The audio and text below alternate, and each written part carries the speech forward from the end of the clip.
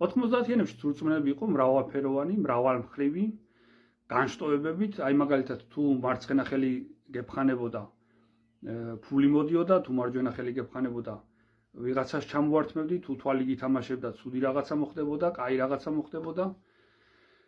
თუ ტრაკი გითამაშებდა, მოგიტაცებდნენ, თუ ბეჭები გექავებოდა, გცემდა ვიღაცა და ასე შემდეგ. მაგრამ ყველაზე ცუდი აქედან იყო სარკის გატეხვა. ეს იყო საშინელება, აი ვიღაცა მოკვდებოდა, მაგრამ აქაც განსხვავება იყო, რომ უზმოზე თუ გაგიტყდებოდა სარკე, ძალიან შინაური მოკვდებოდა, თუ ნაჭამზე გაგიტყდებოდა, ცოტა ისეთი გარენათესავი არ ვიღაცა. ერთხელ ესე გამიტყდა სარკე, აი ეს ლამფარო იყო. უკან სარკე რო ქონდა რაღაც ტუალეტში ჩამოსაკიდი ლამპები.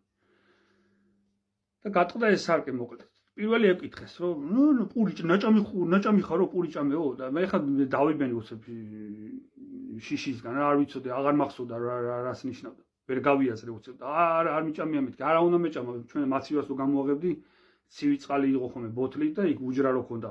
კარებში იქ იყო ხოლმე 2 ცალი ნოშპა. ან კიდე დედაჩემის ამგვარი ჟაკეტი იყო ხოლმე საყინულებში, მეტი არაფერი არ ყოფილა ჩვენ მაცივაში.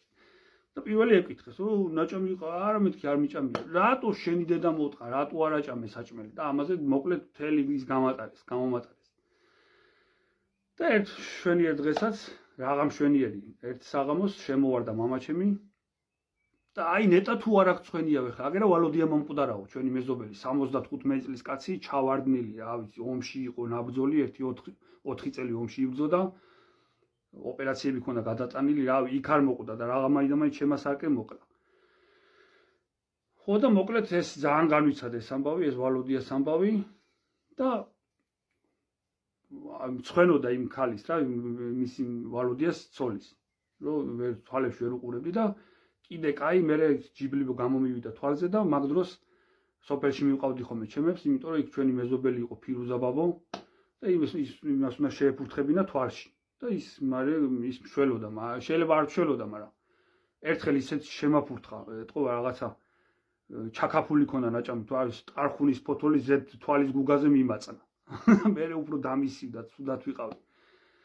და ესეთი იყო სრულწმენები 90-იანებში. თქვენ თუ რაღაცა გახსოვთ, კომენტარებში დაამატეთ ხალხო.